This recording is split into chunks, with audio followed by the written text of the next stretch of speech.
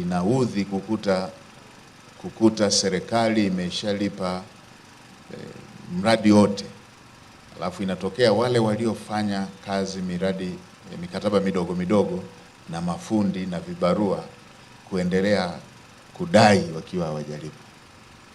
Kwa hiyo ifuatilieni kila tunapolipa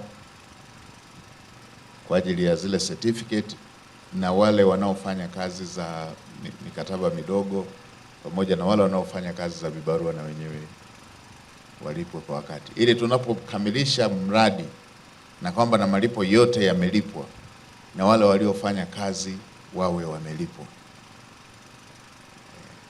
Na wapeni hiyo siri, tutakapogundua wale wanaoondoka na madeni ya Watanzania hawatapata kazi tena hapa nchini.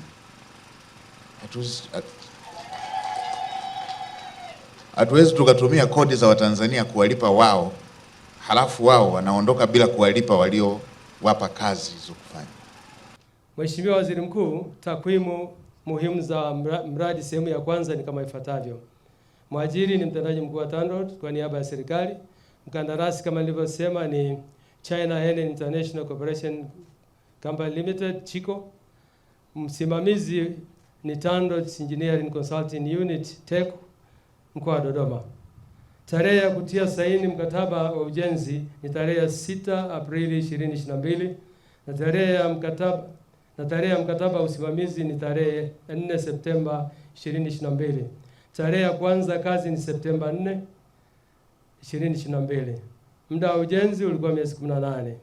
Tarehe ya kumaliza awali ilikuwa Machi 2024, lakini sasa tarehe ya sasa ni 27 Mei 2026.